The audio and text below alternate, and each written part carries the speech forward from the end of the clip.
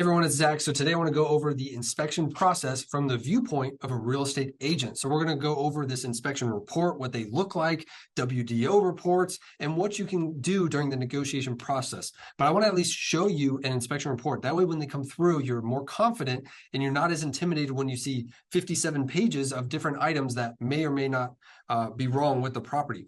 So the general process of the inspection process in general, most of the time with a lot of deals, your client as the buyer will have some sort of inspection period, an inspection contingency. Basically, hey, this is the time we need to hire an inspector, have them come out, check the property and let us know what's wrong. And we're probably going to have to make a decision. Do we want to move forward, or do we need to terminate, or do we need to negotiate repairs? And usually this all has to be done within your inspection period. Tennessee is a little bit different where you have your inspection period. If you want to ask for repairs, you could have something called a resolution period, which starts a whole new clock, but we won't get into contract specifics. We're just covering inspection period process in general as a real estate agent.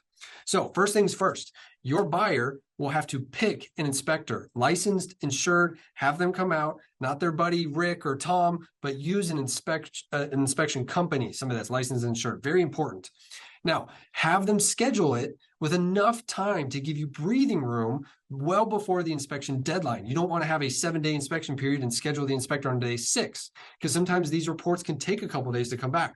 Some companies pride themselves on same day. Some are like, as soon as the inspection is done itself, they actually send you the report, but some companies take a couple of days. So give yourself time. Also, when recommending inspection companies, don't tell your client, hey, you have to use this company. Don't do that. Recommend one or two or a couple, and always say, hey, I've had experience with these companies in the past, but you can use whoever you want. You don't want to be on the hook in case this inspector messes up anything, that you were the one that told them they had to use this company in particular. Now, once you schedule the inspection, or your buyer schedules it, they could say, hey, I want to use this company, and they schedule it, and you just coordinate that with the listing agent. Make sure to get this time confirmed with the listing agent. Don't just tell the listing agent, hey, the inspector is tomorrow at 8 a.m. Be ready. It's not your house. It's not the buyer's house. The seller still owns the property. So make sure to confirm any time with that listing agent. Ask permission. It's not your house yet. Now, the inspection in general is probably going to last somewhere between 2 and 3 hours. They're checking a lot of different stuff about the property. One note about the inspectors themselves during this 2 to 3 hour window is usually they're doing visual inspections. Almost imagine that the inspector has to tie his hands behind his back and inspect the property. Now, they can do certain things over and above that, but that's kind of a good framework. So for example, if the house is super cluttered, or there's couches against walls, they're not going to move all those out to check every nook and cranny. They're going to do a visual inspection. What can they see? What can they actually get in front of and check? They're not going to put holes in the wall and look behind there. It's visual inspection. Now, with these inspections, when an inspector comes over, always make sure they have access instructions to the property. I ran into this in Florida. They use something called a super lockbox, and those were Bluetooth only for realtors. And a lot of inspectors didn't have a way to unlock those lockboxes. So oftentimes I would have to drive to the property and let them in, or the listing agent would have to show up and let them in. So make sure your inspector knows how to get into the property. Make sure any like animals or dogs or anything like that are put away and not running around this inspector. I've heard mixed viewpoints on having a seller there for their own inspection. When a buyer pays for an inspector to come out and a seller be there, I actually don't mind it. Sometimes I've even seen, when I've been there as a listing agent and my seller's there as well, the inspector might actually ask the seller a couple questions about their house, because who knows the house best? The seller. Maybe it could be different outlet switches. They're trying to figure out what they go to. Well, the seller's there and could answer a lot of questions. I've actually seen this helpful. There was a misconception. I was talking to an agent the other day that was a buyer's agent trying to get an inspection approved and saying, well, I'm going, so the listing agent has to be there as well. And that's not the case. And they also said, well, the seller can't be there. That's not the case either. The seller owns the home. Remember that. It's the seller's house. If they want to be there during the inspection, they can't. If they don't, they can leave. I've seen probably 70-30, where 70% or more of the time the seller does leave for the home. You know, there could be some levels of anxiety as far as, hey, somebody's poking around my house. They're checking outlets. They're turning on different appliances. So sometimes it is good for a seller just to remove themselves and be gone during that 2 to 3 hour process. Now, when you get this report back, first things first is to work with your client and realize that every single home is going to have something that they suggest be fixed, even new construction homes. So that's the biggest thing, is to just set that expectation with your client. It should never be, oh my gosh, this has 57 pages of things that are wrong with it. A lot of these items are just maintenance items, or some of these items could be that codes have changed and now there's some recommendations they are making to make that home up to current codes. It doesn't mean it's something that's bad or detrimental to the home. It's just, hey, codes have changed. These things should be addressed down the road. And some of these items are going to be what I call like a honey-do list or weekend projects. A lot of DIYers, for example, even if they say, hey, this smoke detector isn't working. Well, we know a smoke detector, less than 50 bucks, Home Depot, battery operated, and it's 2 screws in the wall and you hang it up. That's it. So it doesn't take a licensed professional to fix this, or we shouldn't freak out. It's the end of the world. I had that as a listing agent one time in Florida where the smoke detectors were not working in the house. And so the buyer's agent said, all the electrical in the house need to be replaced because this is a giant red flag. It's some smoke detectors. So let's kind of bring it down a little bit. Now, as we're going through this report, it will have different sections labeled. It will have different summaries of significant concerns, budget to replace, needs further evaluation, monitor, maintenance items. They kind of go over what they can and can't do, different warranties this inspection company might give a client that hires them. Now, with inspectors, the biggest note is that they are generalists. They do a great job of giving you an overview, but they are not specialists. So, for example, I've seen where maybe an inspector notes that the roof is aging pretty rapidly and might need replaced. Then we've had a roofer come out, licensed roofer come out and say, no, you still have 5 years on this roof. It doesn't need replaced right now. So just know that inspectors do a really good job, but they're generalists. Almost a really good example that I heard the other day was, think family doctor versus like specific foot doctor or hand doctor.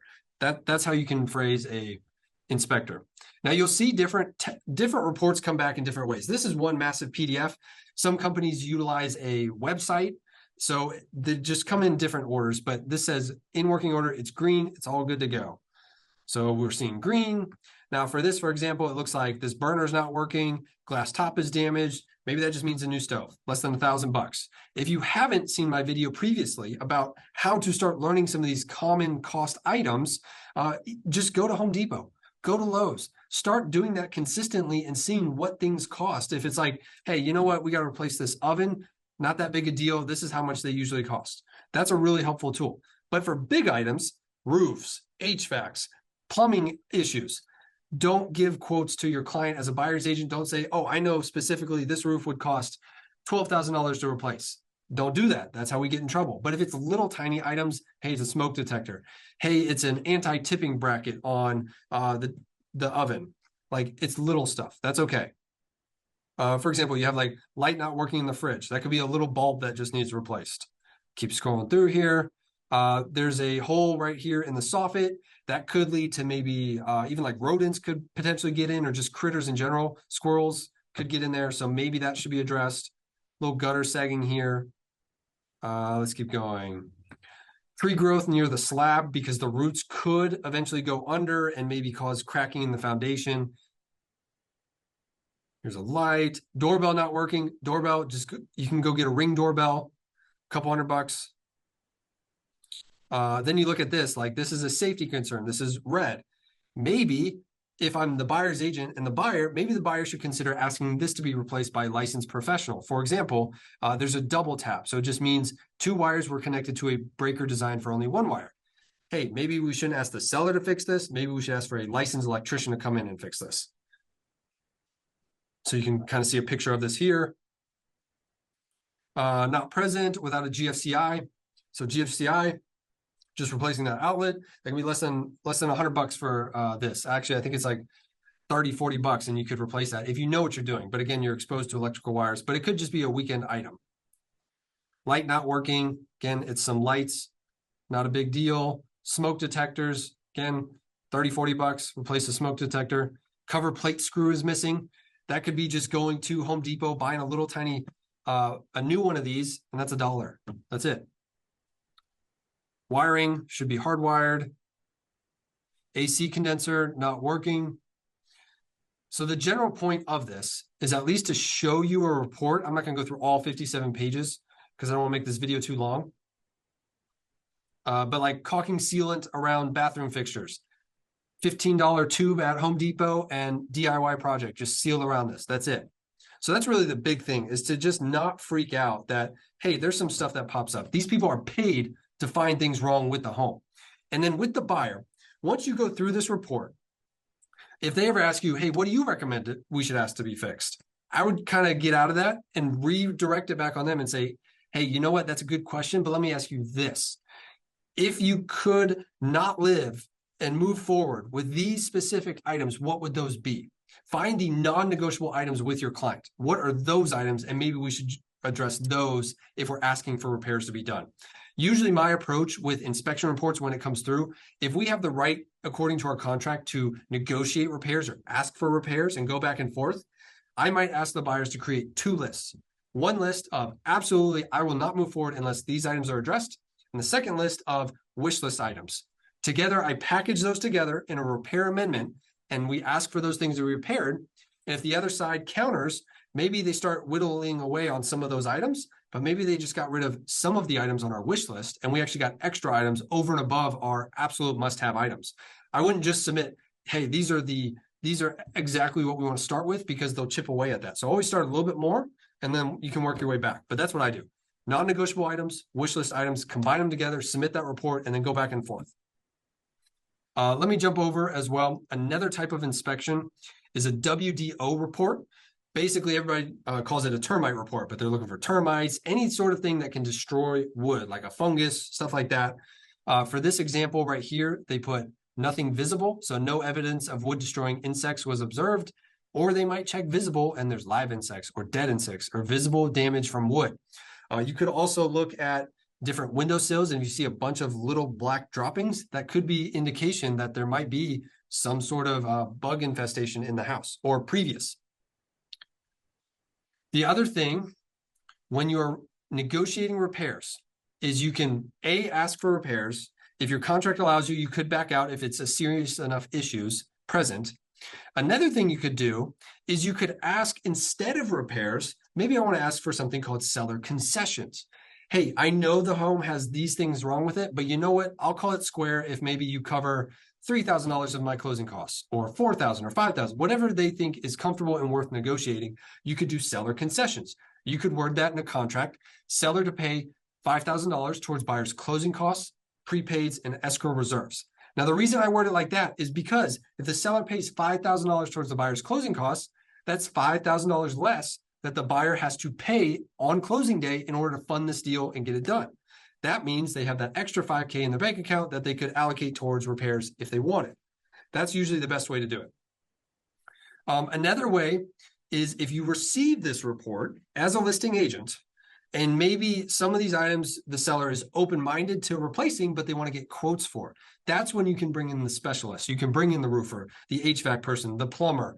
You could also use, we have a partnership with Punch List USA. So you can submit the inspection report items that maybe were asked for, or as a buyer, you could submit this inspection report to Punch List USA, and they will give you a quote to fix everything. And then you know best, hey, as a buyer, maybe I want to ask for these things. I'm not quite sure what it costs. Let me submit this to Punch List USA. They will tally everything up, and then you could then have better information to negotiate with the seller, or vice versa. If you're the seller, you got hit with this list of repair items, and before you agree to it, let's get some quotes. Send this inspection report to Punch List USA. They'll give you a free quote. So that's kind of a cool partnership that we made with them. And then let me see what else. That's mainly it with inspections. Biggest thing is just to stay calm. They are paid to find stuff that's wrong with it. If you need to, bring in specialists. And then it's just a game of negotiation. It's going back and forth, making sure both parties are comfortable with it. One form that you can use in Tennessee, they have a repair replacement amendment. And in that amendment, you will notice that it says these items to be repaired in a professional and workmanlike manner. Now, when you agree on repairs, the only thing I don't like with that is a professional and workmanlike manner is subjective. The seller could feel like they did a really good job DIY doing the repair themselves, and I want to avoid that. So what I always do in my amendments for repairs is usually add wording to say these repairs are to be done by a licensed professional and receipts provided prior to closing. Now, don't go overboard with it though. Be fair with it. So for example, I keep going back to the smoke detector. It's probably not necessary to say done by a licensed professional, replace smoke detectors, because we all could do that ourselves. It's very easy task. So kind of just look at those, the severity of different items. If it's a water heater, for example, and professional workmanlike manner, and you final walkthrough go in and you see that maybe the new tubing is hooked up by duct tape. That's not considered workmanlike manner. So I would always consider if you can add certain repairs under that to be done by a licensed professional and receipt provided, that better helps protect your buyer and set the standard of, hey, this is what we expect. Or if you're concerned as a buyer for who they're going to hire, you don't know. Do we even trust this company? Or maybe you're saying, hey, we need a new stove. Instead of asking for a stove that should be a similar condition or better, maybe I just ask for that seller concession so that way I can go buy the exact stove I want. So that's kind of a broad overview of the inspection process. It doesn't have to be as scary as some people make it out to be. The final thing I want to note is I've heard this from an agent or two, is ignorance is not bliss. So if you are sent an inspection report and you just immediately forward it to the client and say, nope, I'm never looking at that, because agents get worried about having to disclose in the future if this deal falls apart, that doesn't absolve you from knowing. If this report was ever sent to your email, you know about it.